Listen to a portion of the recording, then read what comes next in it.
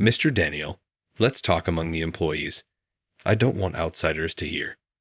6 of us, including myself, attended the regular meeting of the Planning and Development Department. 5 of them looked at me simultaneously. In other words, I was the outsider and not an employee. I've endured countless humiliations and somehow managed to keep going, but this is just getting ridiculous. If the current members of the Planning and Development Office all find me annoying, then it's a painful situation. Understood. I'll leave the rest to you, employees. I walked out into the hallway. Other department employees looked back at me curiously, but I didn't care and left the building. I made one last business call and went home. When I got there, the answering machine was blinking red with nearly 100 missed calls from Mr. Daniel. I called back, and Mr. Daniel's panicked voice answered. "My name is Steve Miller. I'm 32 years old and work for the toy company Thomas. I belong to the Planning and Development Department, where we continue to develop toys that are as appealing as existing ones." You might think that a grown man making toys is childish. Indeed, I've always been a bit different from the average boy. I preferred making plastic models indoors to running around energetically outside. Also, my oldest sister, who was a year ahead of me, had dress-up dolls and sometimes invited me to play with them. My father liked to remodel motorcycles, and my mother enjoyed quilting. Growing up in such a family, I loved making things. I studied sculpture in the art department at university, and immediately after graduation, I joined the toy company, Thomas. I was fortunate to be assigned to the Planning and Development Department, which was my hope from early on. Thomas is one of the leading toy companies in Japan, specializing in dolls and figurines. Especially with dolls, we aim to create products that can withstand the aesthetic sense of adults, not just children. When I joined, Thomas had a high interest in toys for adults. The idea is that toys can be a source of healing and joy for adults, not just children. Indeed, by aiming for products that appeal to adults, we can handle more expensive items than those for children. In such a trend, I created a doll close to a robot using AI called Mossy and recently won the Special Toy Award. This award is given to toys recognized as excellent worldwide, with judging held once a year. There were many competitors, and when I was informed that I made it to the finals, I felt that was enough. Surprisingly, many judges recognized my work, and I was able to win the grand prize. At Thomas, other employees in the Planning and Development Department were also aiming for awards. By receiving the Special Toy Award, my salary skyrocketed, and I quickly became a standout in the department. A grand awards ceremony was held, and I stood center stage to receive the trophy. It was the brightest day of my life. However, as a result, I became isolated, and other department members started ignoring and harassing me. They proceeded as if I didn't exist, and my opinions were not considered. I had no choice but to work alone. Every day I wished I hadn't won the award if this was the loneliness I'd face. The head of my department is Daniel David, a 45-year-old graduate of a famous university. He's recognized in the company as a man of ideas. He married a woman from the accounting department at 35, and they now have one child. He studied mechanical engineering in college, joined Thomas believing that robots would become household toys, and quickly climbed the ranks. 2 years ago, he became the head of the Planning and Development Department. He is extremely dedicated to his work and handles daily overtime with ease. However, when the boss works late, it's hard for us subordinates to say we want to leave early. In the end, we had to work overtime too, and fatigue built up. In that sense, he's not a very likable boss, but there are those who try to curry favor with Daniel to get ahead. There are 6 employees in the Planning and Development Department, including me. The others get along well and work in harmony. However, when I try to join in, they scatter like spiders, and no one is left around. The one who created this atmosphere was Daniel. To gain his favor, you had to act as he wanted. Excluding Daniel and me, there are 4 members in the department. One of them, David Brown tries to get close to Daniel and sees me as a rival. The other three seem to spend their days watching the faces of Daniel and David. David is an elite graduate of a famous national university and studied robotics. He was assigned to the planning and development department because of his skills, but he doesn't seem very passionate about toys. David wanted to make a mark immediately after joining and planned to submit his toy to the Special Toy Award. However, I had already won the grand prize in his specialty, robotic toys, and his work was treated as a second-rate copy of mine, which greatly hurt his pride. So David would nitpick my words and mock me along with Daniel. With his obedient follower David, Daniel's attitude toward me worsened. The other three members looked apologetic, but turned a blind eye to the harassment from David and Daniel. I gradually became depressed about going to work and started to deeply consider if this was the right path for me. At that time, the executive director of Thomas was deeply impressed after visiting an exhibition by doll artist Lisa Williams. The dolls made by Lisa, called Lisa dolls, were traded at high prices. The executive director decided to collaborate with Lisa Williams to create affordable Lisa dolls for everyone. Our planning and development department quickly got to work. During a regular meeting about Lisa dolls, I and the other three were waiting in the usual development room when Daniel and David came in chatting. Daniel, with a cheerful smile, said, "Sorry to keep you waiting," and took his seat. David sat next to Daniel, also with an unnervingly bright smile. Following Daniel and David, the other three and I took our seats and prepared to start the meeting. Then David glanced at me, turned to Daniel, and made a shocking statement. "Mr. Daniel, let's talk among the employees." "I don't want outsiders to hear that," David's words. The four of them looked at me simultaneously. At first, I didn't understand what it meant, but I gradually grasped the situation. In other words, I was the outsider, not an employee. I hadn't intended to quit, but it was true that I felt limited in this company and had been researching small toy companies lately. They might have thought this was part of job hunting. However, I never imagined I would be treated as no longer an employee for something like that. I've endured countless humiliations and somehow managed to keep going, but everything seems ridiculous now. Even though Daniel and David were leading, the other three didn't try to defend me. It meant I was unnecessary to this company. Understood. I'll leave the rest to you employees. I walked out into the hallway. Other department employees looked back at me curiously, but I didn't care and left the building. I'll mail my resignation letter tomorrow. I'm sure it will be accepted without any issues. I looked up at the high sky, lost in thought for a while, but then remembered that there was someone I absolutely had to contact. I took out my smartphone and made a call, leaving a message that I had quit. Thomas, feeling refreshed, I relaxed at a nearby cafe and then enjoyed a movie at a small theater, returning home late at night. When I got back, the answering machine was blinking red with nearly 100 missed calls from the boss. I called back, and in a panic, Daniel answered. "What did you tell Lisa?" "She just called and said she wants to cancel our collaboration." I hadn't said anything bad about the other employees to Lisa Williams. In fact, the reason doll artist Lisa joined our project was out of gratitude to me. So who is Lisa Williams? Lisa is a famous doll artist who creates one-of-a-kind porcelain dolls called Lisa dolls. The sizes vary, but a doll about 24 inches tall can be priced close to $10,000 and sells out immediately upon release. She keeps her age a mystery, and combined with her unique aura, she is extremely popular, especially among young women. Owning a Lisa doll is a status symbol for doll enthusiasts. Since the dolls are expensive, only a few can afford them, and most fans content themselves with photo books of her creations.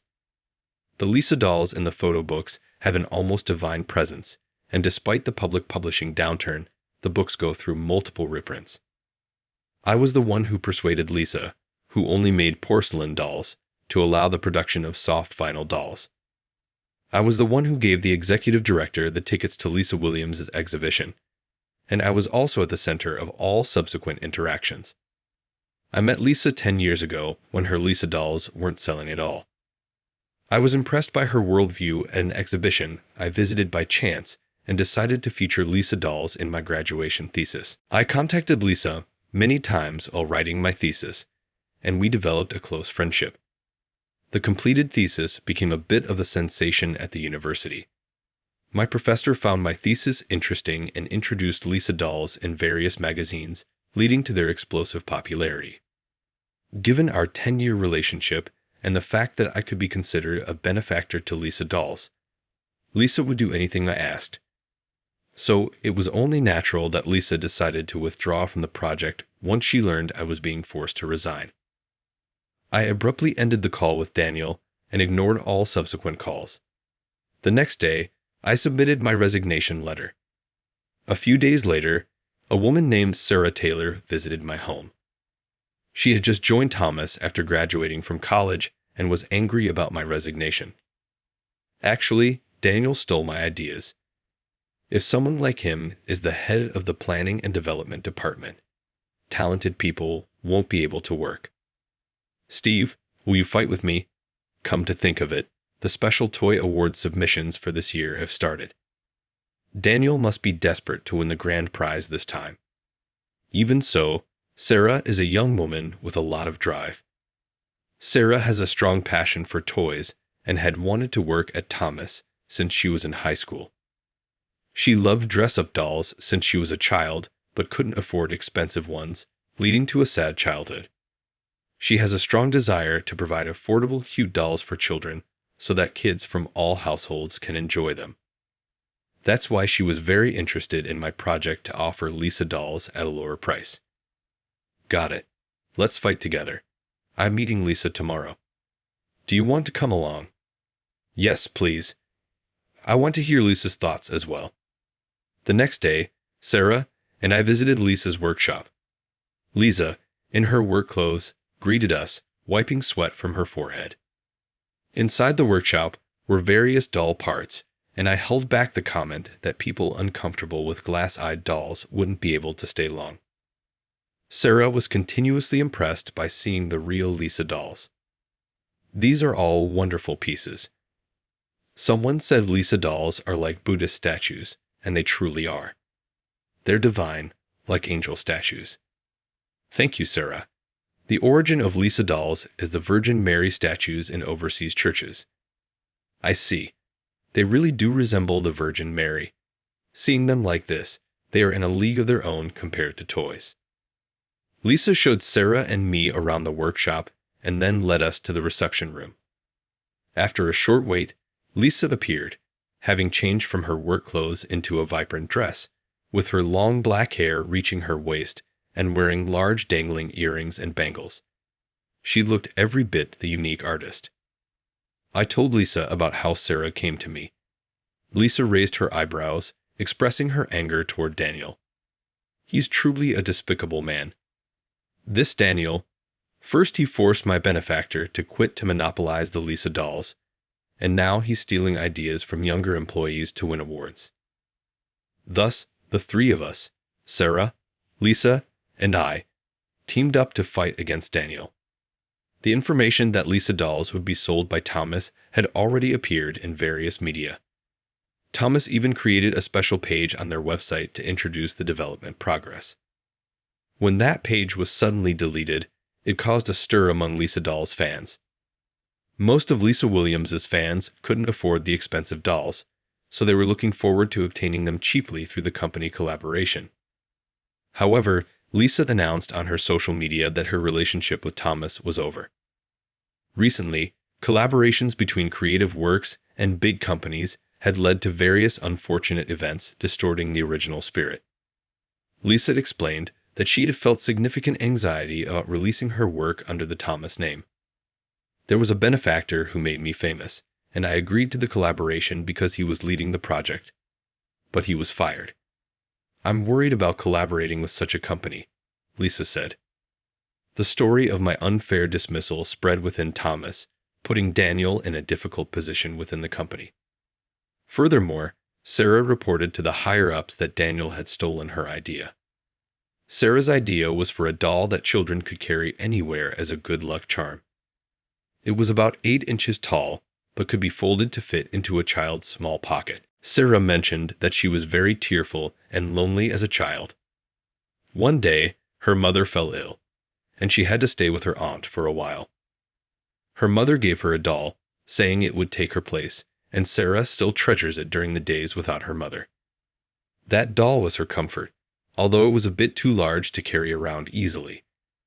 She always wished it could fit in her pocket so she could always have it with her. Sarah had been making prototypes since her college days and had 3D data on her computer. She was able to present solid evidence proving that Daniel had indeed stolen her idea. Daniel's work had already advanced to the second round of the Special Toy Award and was expected to reach the finals. But he was ordered by the company to withdraw. Hearing this, I was thoroughly impressed with Sarah's talent. If it had reached the finals, it would have been up to the judges' preferences, but the chances of winning the grand prize were high. It's a pity it can't be resubmitted under Sarah's name. I didn't want to win the award anyway, so it's fine. More importantly, the project is now getting attention within the company, and talks about commercialization are progressing. That makes me happier. You mean the doll you've always talked about, the one that any child can afford? Sarah nodded happily. I also remembered the joy of seeing my first project approved and turned into a product. At the end of our work, there are always children's smiles. There aren't many jobs as rewarding as this one. I gradually began to regret quitting my job. Lisa then invited me to work at her studio. Steve, your sculpting skills are remarkable. I've made Lisa dolls on my own until now, but there's always a bias with just one person's effort. Can you help me with that? It's a very generous offer, but wouldn't it be an issue for Lisa dolls to have someone else's touch besides yours? Indeed, it wouldn't be a problem if I were doing the same tasks as her apprentices, like polishing parts and removing flash. But Lisa wanted me to be a sculptor, creating the dolls' faces. Lisa's dolls were all girls, but she wanted to try making boy dolls as well. However, while she was skilled at creating female faces, she found it quite challenging to craft male ones. She wanted me to fill that gap.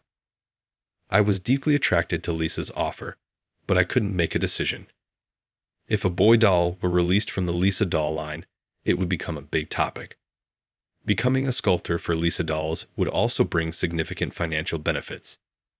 After all, Lisa dolls are expensive, and the latest creation was purchased for $30,000.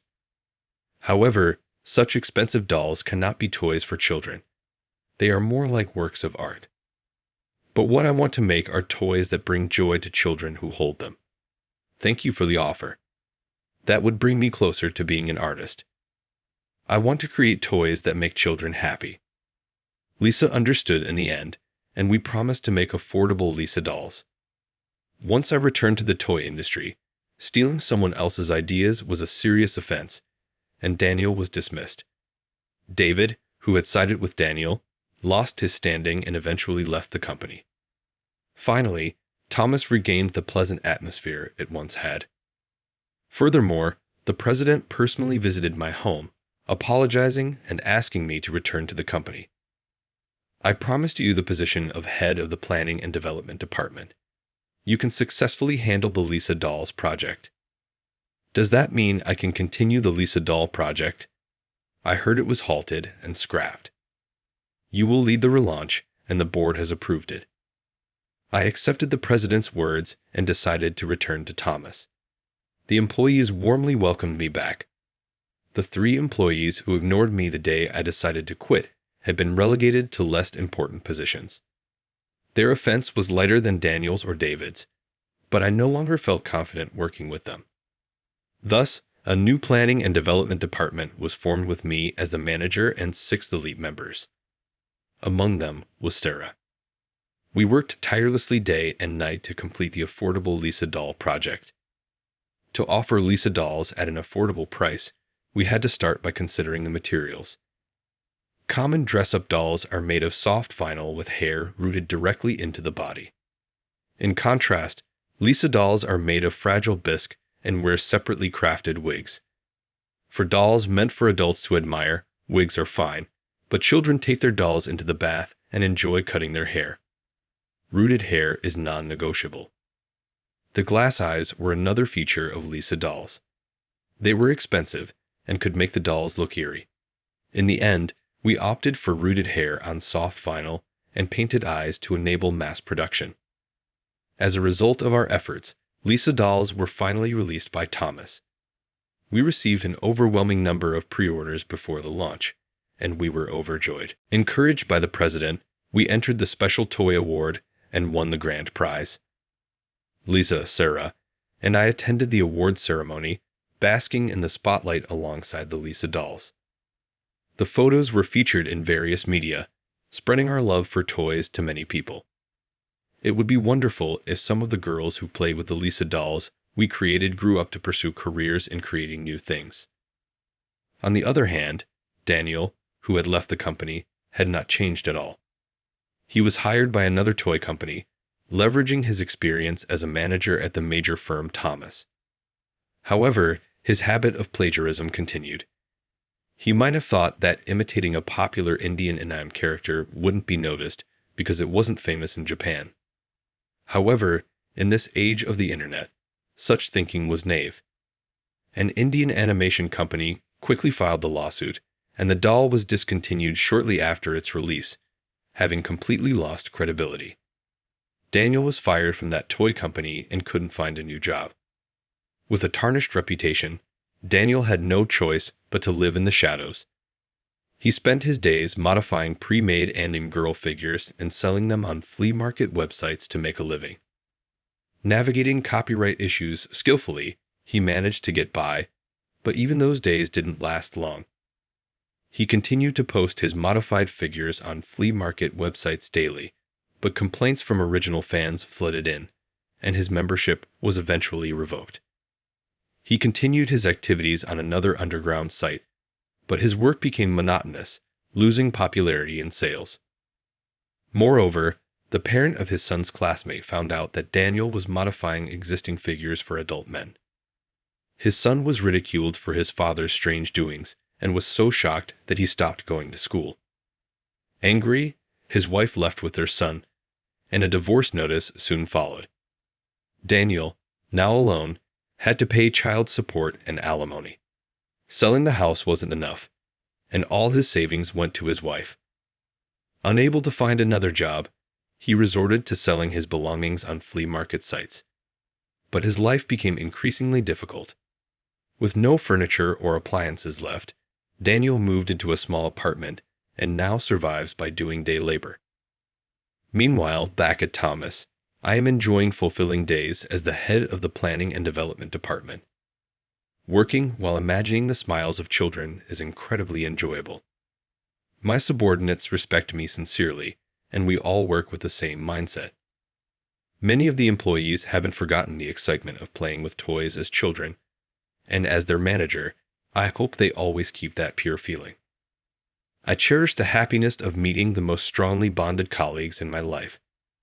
Sarah is an exceptionally talented subordinate, supporting me in various issues.